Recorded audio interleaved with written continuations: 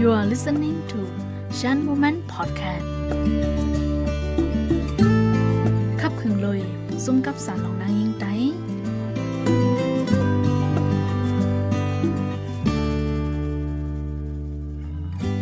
ไม่ส่งผู้ทำยินรายการ Shan Woman Podcast เฮาค่ะดังเซ็งค่ะเนาะ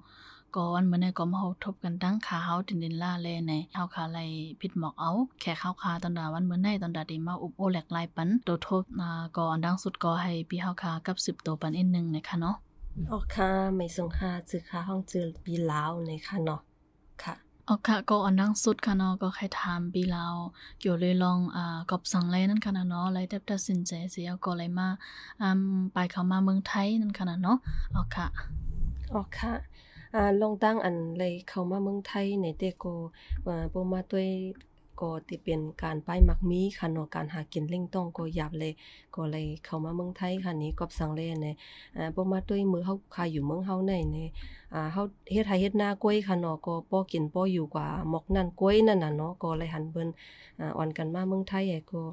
ใครมาหาเงินเมืองไทยเหมือนเปิ้นนั่นค่ะน่ะนี่เผื่อมาเมืองไทยเอาในอาจ้องว่ามาเมืองไทยในอันมันตุกค่ากะหือในก็เลยฮู้ค่ะน่ะนี่มาจอมกันได้ก็ตั้งแต่ก่อข่ายค่ะเขาก็มากันตีลูกตีเมืองเฮามาได้ก็ได้มีอยู่2เกาะค่ะเนาะหรือเสียนนั่นเนี่ยเฮาค่ะก็ต่างวันต่างเมืองเลยมาฮบกันให้ก็เลยมาจอมกันได้ก็ได้มีคนหมอก10ปลาย20ปลายก่อนี่ค่ะนี่เผื่อมาฮอดเรียนลินเหย้าเนี่ยเฮาค่ะก็เลยไปตั้งเขามาอาจ้องว่าเปิ้นมาเมืองไทยเฮามาเมืองไทยอาจ้องว่ามันก็ทุกค่าค่ะไหนมาจอมตั้งเนี่ยมันกินใจน่ะค่ะเลยไปตั้งเขามาค่ะเนาะเผื่อมาเหย้าเนี่ยค่ะเขาในซ้ำอันเลยก็อยู่ที่กรุงเทพค่ะเนาะก็ว่ามาหา PI บ้าก็ว่าค่ะนี่ PI พี่นางก็มีกรุงเทพนี่เลยเลยก็หา PI พี่นางเหย้าก็หรือสิเข้ามาเข้าดัง 2-3 เดือนซ้ำมีการสังค่ะเนาะความเปิ้นก็หมอนี่ค่ะเหย้าก็พี่นางก็เลยเฮ็ดการเย็บโคกับนั้นเลยพี่นางก็ว่าปอนนั้นก็เย็บโคแหน่จ้ามต้วยเลนี่ค่ะอันนี้ความเปิ้นก็หมอนี่ก็เลยก็เฮ็ดด้วยหมอกอยู่ 3-4 เดือนนี่ค่ะ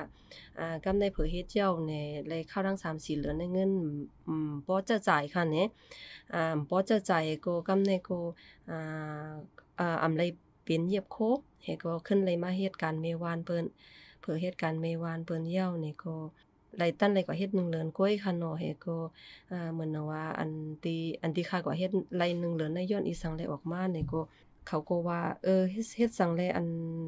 หน้าตาก็หังดีสมาเฮ็ดการจังไหนในขณะนี้แถวอันที่เขาอยู่ในสมันติเป็นเปิ้นเฮ็ดการกลางค่ำกลางคืนจังนั้นน่ะเนาะ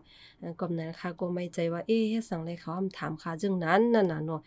ก็นั้นเลยค่ะก็อันตั้งความเปิ้นก็ซ้ำหมอแฮนั่นน่ะนี่ก็นั้นเลยค่ะก็ถามปีไอพี่นางค่ะบ่เป็นจังนั้นก็มากูเขาที่เอาเฮาเฮ็ดการกลางค่ำนั่นน่ะเนาะบ่เฮ็ดการกลางค่ำแน่กูมันอำลีสังสิงเขาก็ไม่ใจให้ก็ขึ้นเลยออกมาเพื่อออกมา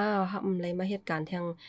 ตีหนึ่งเป็นเมวานกล้วยหนังเก่าค่ะบ่เร่งเพิ่นก็ใจลีแต่กล้วยน่ะว่ามันเลยเฮ็ดการนำนั่นน่ะเนาะลูกหวานเปิ้นก็โหลด้วยการที่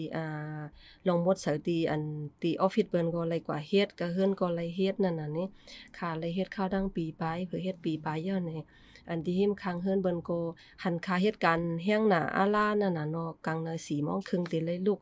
เพราะว่ากลางค่ำได้บ่มใจ9:00 น 10:00 นจังได๋ก็ไปไล่นอนนั่นน่ะนี่ก็นั้นแหละมันก็เป็นพี่น้องคนไทยไว้หนังเก่าค่ะก็ลาดว่าจงสนใจใครเหตุการณ์แทงต่างที่หันสู่ในเหตุการณ์แน่มันเลยเหตุการณ์นำหน้านั่นน่ะเนาะเพราะว่าสนใจนี่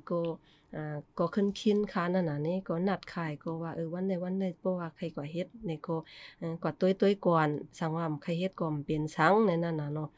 กับนั้นค่ะก็ว่าเอาวันนั้นก็ค่ะที่ใครกว่าต้วยค่ะวันนี้ก็เต็บตัดให้ก็กว่าต้วยให้ก็อะไรก็อยู่ที่นั่นข้าวดังหมอกจำ2ปีกันค่ะเฮ็ดไร2ปีเพิ่นก็ใจลีโตข้างไว้ค่ะเผยเฮ็ดนั้นเหย้าก็ย้อนว่าก็มาเมืองไทยก็หึงเหย้านั่นน่ะนี่เฮ็ดก็ใครมือเลดตุ้ยเฮินในอีกนึงในกำในเผอมื้อกว่าไล่อยู่หมอก4-5 วันหมอกในให้ก็กำในก็ขึ้นมาทางปอกนึงค่ะก็บ่พ้องนั้นน่ะแต่เป็นพ้องไหลกับฮู้ค่ะเนาะเมื่อก่อนมันจะเข้ามาเป็นปอกแรกนะคะ มือพ่องค่ะเขามาปีนี้ได้แต่เป็นหมอก2001อ๋อหมอกนั่นค่ะก็เลยฉะนั้นก็ไล่ปอกมือเฮิรนขึ้นนั่นค่ะเนาะปอกมือเฮิรนขึ้นเฮแล้วก็ห้ำเฮ็ดจังหือแต่ตัดสินใจทางกรรมนึงว่าที่เข้ามาขึ้นทางกรรมให้ไหนคะมีเหตุผลเหมือนจังว่ามีรองตั้งจังหือนั่นค่ะเนาะค่ะก็เลยเตียบตัดย้อนปือ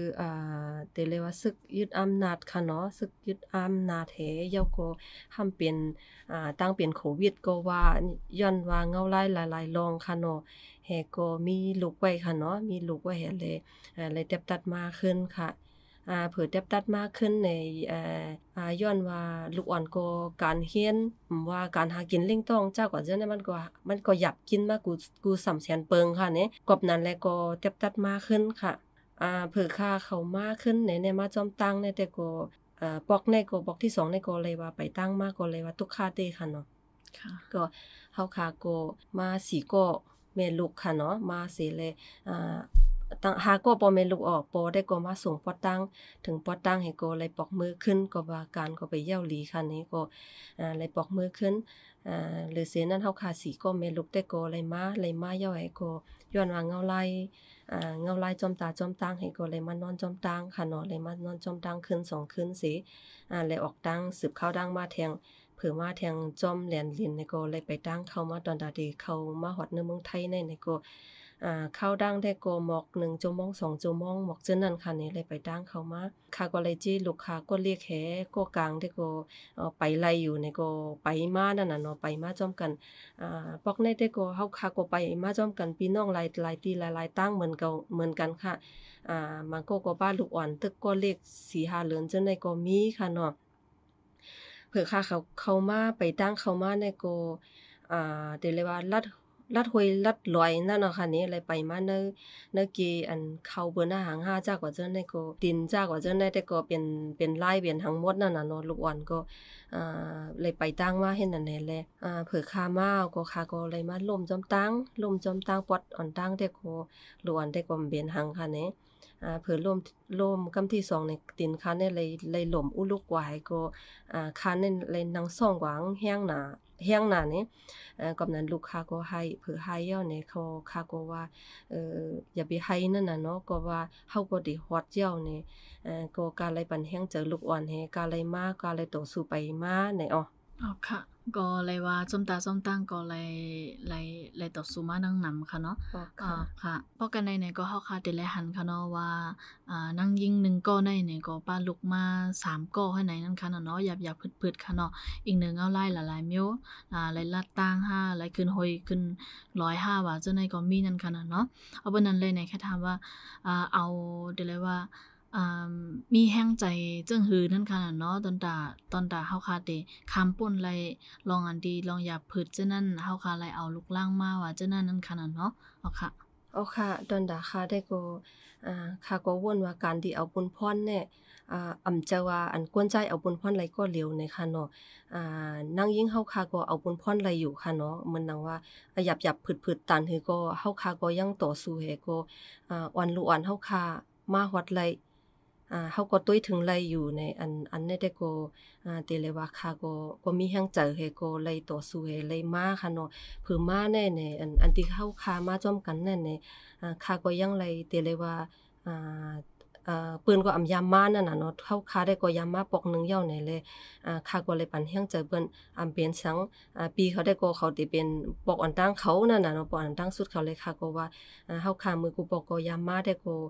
เฮาค่ะก็เป็นจังไดอยู่แต่ก้อยหนาว่าปอกในแต่ก็เฮาไปตั้งมาเนี่ยติเลยวางไปตั้งมาเข้าดังจุมองเนี่ยมันหึงหนาเนี่ยเลย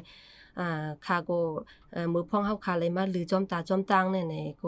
ก็เลยลาดป้าเลยปั่นแห้งใจเปิ้นป้านางยิ่งอันที่เฮาค่ะมาจอมกันในค่ะค่ะก็เลยสินั่นค่ะเนาะใครถามว่า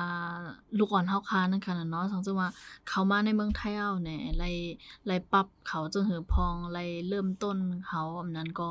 เอากว่าโรงเรียน5ว่าจังได๋หาจังหือพองนั่นค่ะเนาะอันนั้นก็มีตั้งอยากพึดจังหือพองในข่าวดังดีว่าตอนดาลูกอ่อนเฮาค้าได้เลยเข้าเฮ็ดเลยสัง5ว่าจังได๋นั่นค่ะเนาะค่ะมือมาเผียวได้ก็ดีเลยว่าว่วนกวางอยู่เนาะไม่เจอมือพ้องเฮาค่ะมาฮอดได้ก็มันได้เป็นอันเปิ้นเข้าเปิ้น ปิดโรงเรียนค่ะเนาะก็วนว่าสังว่าเปิ้นเปิดโรงเรียนมาในเฮาติเลยเฮ็ดจึงหือหลวนค่ะใน3ก็ใหญ่ในอันค่ะก็แตบตัดเช่นใจว่าเพราะว่าอยู่จอมเรียนในก็บ่อาศักก็ซ้ำป่วนแล้วนั่นน่ะนี่อาศักก็ซ้ำก็ใหญ่แล้วเลยตอนดาดีกว่าขึ้นเตะขึ้น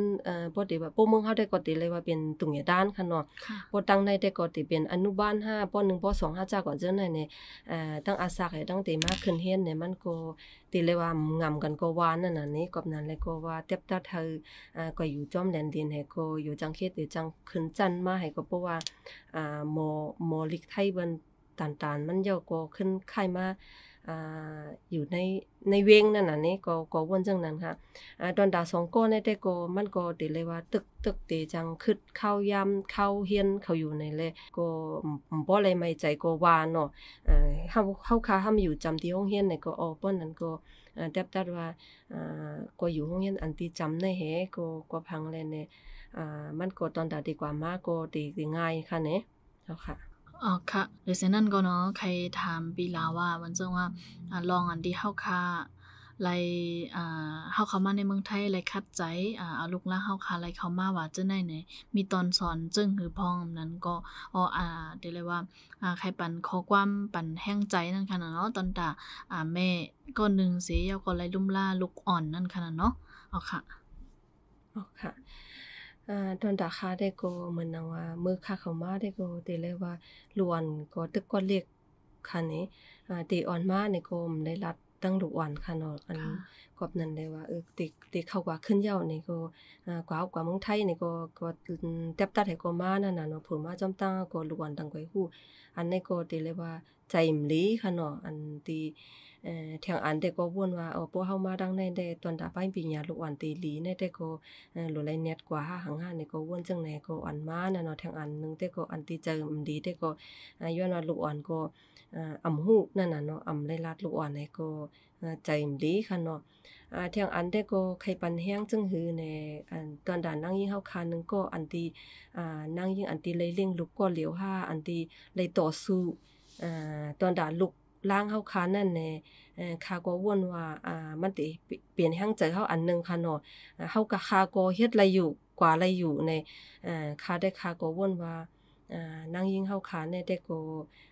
เฮ็ดอะไรเหมือนตั้งผู้ใจอยู่เนี่ยค่ะก็ใครฝากถึงจังนั้นค่ะค่ะอันนั้นก็เตหันไลค่ะเนาะว่านั่งยิ่งนึงก็ในไลคัดใจจึงหือมาตอนดาเฮาค่ะเตเอาเดี๋ยวเลยว่าเลี้ยงลูกหลานเฮาและสังหาเอาอนาคตของลูกหลานเฮาเป็นหลักให้เอาก็อ่อนลูกหลานเฮาค่ะเอากว่าตีให้มันลีสิเก่านั่นค่ะเนาะอีกนึงเอาหลายวันเมืองเฮาค่ะตั้งเมืองห่มตุ่มกอมนิ่มเซามีปังตึกและสังมีการ